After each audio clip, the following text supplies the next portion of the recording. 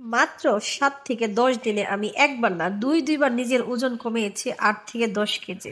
ওজন 100% কমবে, ওজন কমাবেন তাও খেয়ে খেয়ে। আমি কি কি খেয়ে ওজন কমাই তা আজকে শেয়ার করলাম। আজ থেকে আমি কিটো করা শুরু করলাম আর কি। ইদানিং আমি খেয়াল করলাম যে আমার ওজনটা একটু বেড়ে গেছে, সেজন্য আমি এখন থেকে ঈদের আগে আগে ওজনটা কমাই ফেলতেছি যাতে ঈদে ভালো করে মাংস খেতে পারি। আর মাংস তো আপনি সবসময় খেতে পারবেন, কিন্তু কুরবানির সময় যদি আমরা ভাত না খাই ভালো লাগবে? ভালো লাগবে না। যাই হোক, আমি এখানে ঢেঁড়স নিয়ে নিয়েছি কেটে, তারপর আমি ডিম ২টা ঝুরা ঝুরা করে নিয়েছি এবং এখানে কাঁচামরিচ দিয়েছি, যদিও লাল দেখা যাচ্ছে কিন্তু এটা কাঁচামরিচ।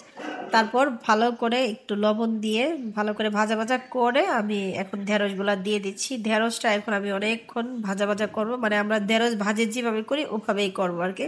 কিটো ডায়েটটা আমার কাছে অনেক বেশি ভালো লাগে। ২-৩ দিন হয়তো বা ভাত না খেলে একটু কষ্ট হয়, তারপর কিন্তু ঠিক হয়ে যায়, মানে ৩ দিন পরে অটোমেটিক খিদা লাগেই না। তো কিটো করলে কি কি খাবেন? সব খাবেন, সব কিছু খেতে পারবেন, শুধু আলু খেতে পারবেন না, ভাত খেতে পারবেন না, রুটি খেতে পারবেন না, দানা জাতীয় কোনো কিছু খেতে পারবেন না।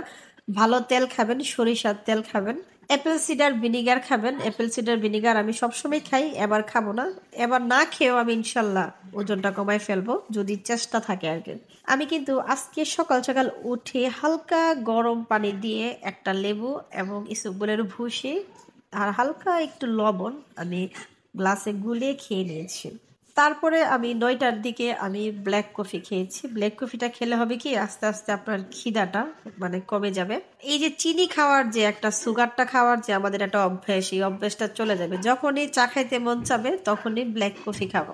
আর আমি অনেক সময় ৫বারও খাই, ৩বারও খাই, ২বারও খাই। শুরু শুরু কষ্ট হলেও পরে ঠিক হয়ে যায়। প্রথম প্রথম কিন্তু আমাদের খিদাটা বেশি লাগে, তো প্রথম প্রথম ৩ দিন তো আমি ভালোভাবে খাবো, তারপরে আমি ৩ দিন রোজা রাখবো। রোজা বলতে কি সারাদিন খাবো না, শুধু পানি খাবো, হালকা একটু লবণ দিয়ে পানি খাবো। এই যে দেখেন আমার প্লেটটা সাজানো হয়ে গেছে। এখানে একটা ডিম আছে, তারপর ঢেঁড়স ভাজি আছে ২টা ডিম দিয়ে, লেবু আছে, টমেটো আছে, চিংড়ি মাছ আছে এবং এক গ্লাস লেবু পানি আছে সাথে, কিন্তু আমি এখানে ভিডিও করতে ভুলে গেছি।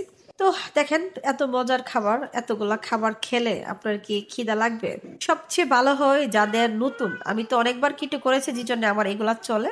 আর যারা নতুন তারা অবশ্যই বাটার এবং ঘি ব্যবহার করবেন, তাহলে দেখবেন আপনার খিদা লাগবে না। আর বুলেট কফি খাবেন।